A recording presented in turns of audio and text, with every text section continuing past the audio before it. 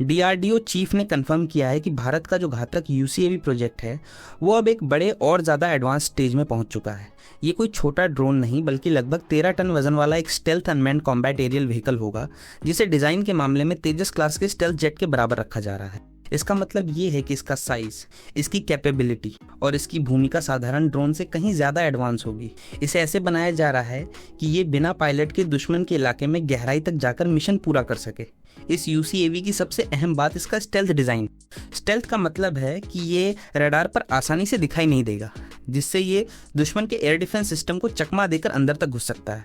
इसका शेप और इसकी बॉडी इस तरह से डिज़ाइन की जा रही है कि रडार वेव्स को रिफ्लेक्ट करने की बजाय डिस्पर्स कर दे। ये वही टेक्नोलॉजी है जो modern 5th generation fighter jets में इस्तेमाल होती है। इस प्रोजेक्ट में एक और बड़ा बदलाव ये है कि इसमें कावेरी इंजन के डेरिवेटिव का प्रयोग किया जाएगा। कावेरी इंजन भारत का खुद का विकसित किया गया टर्बोफैन इंजन प्रोग्राम है, जो पहले तेजस के लिए बनाया जा रहा था, लेकिन वो पूरी तरह से ऑपरेशनल नहीं हो पाया। अब उसी टेक्नोलॉजी को सुधार कर और नए तरीके से डेवलप करके घातक यूसीएवी में इस्तेमाल किया जाएगा। इसका फ़ायदा ये होगा कि भारत को विदेशी इंजन पर निर्भर नहीं रहना पड़ेगा और पूरी सिस्टम की इंडिजेंसिटी बढ़ेगी। घातक यूसीएवी का मकसद सिर्फ सर्विलांस या निगरानी नहीं है, बल्कि ये पूरी तरह से कॉम्बैट रोल निभाने के लिए बनाया जा रहा है। इसका मतलब ये है कि ये प्रिसीजन गाइडेड वेपन्स ले जा सकेगा और टारगेट पर बहुत सटीक हमला कर सकेगा। इसे इस तरह डिज़ाइन किया जा रहा है कि ये हाई रिस्क मिशन में भी इस्तेमाल हो सके, जहां पायलट को भेजना खतरनाक होता है। डीआरडीओ के अनुसार इस प्लेटफॉर्म को मॉड्यूलर और फ्लेक्सिबल बनाया जाएगा ताकि अलग अलग मिशन के हिसाब से इसमें बदलाव किया जा सके। इसमें अलग अलग सेंसर, वेपन सिस्टम और कम्युनिकेशन सिस्टम लगाए जा सकते हैं।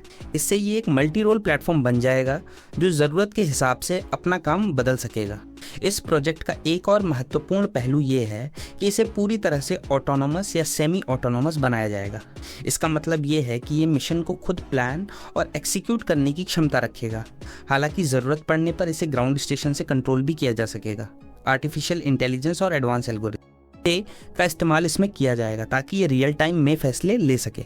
घातक यूसीएवी को भारत के भविष्य के एयर वॉरफेयर का अहम हिस्सा माना जा रहा है।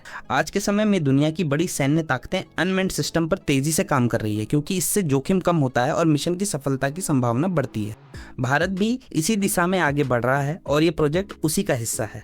इस प्रोजेक्ट में इंडियन इंडस्ट्री की भागीदारी भी बढ़ाई जा रही है। इसका मतलब ये है कि प्राइवेट कंपनियों और डिफेंस सेक्टर की अन्य एजेंसियों को भी इसमें शामिल किया जाएगा।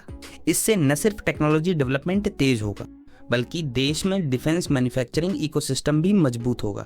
घातक यूसीएवी के डेवलपमेंट में कई टेक्निकल चैलेंज भी हैं। इसमें stealth design, engine integration, weapon carriage और ऑटोनॉमी जैसे कई जटिल पहलू शामिल हैं। लेकिन डीआरडीओ का मानना है कि इन चुनौतियों को धीरे धीरे पार किया जा रहा है और प्रोजेक्ट सही दिशा में आगे बढ़ रहा है। कुल मिलाकर ये प्रोजेक्ट भारत के लिए एक बड़ी स्ट्रैटेजिक उपलब्धि साबित हो सकता है। अगर ये सफल होता है तो भारत उन चुनिंदा देशों की सूची में शामिल हो जाएगा जिनके पास एडवांस स्टेल्थ यूसीएवी टेक्नोलॉजी है। इससे भारत की सैन्य ताकत और उसकी स्ट्रैटेजिक ऑटोनॉमी दोनों में बड़ा इजाफा होगा।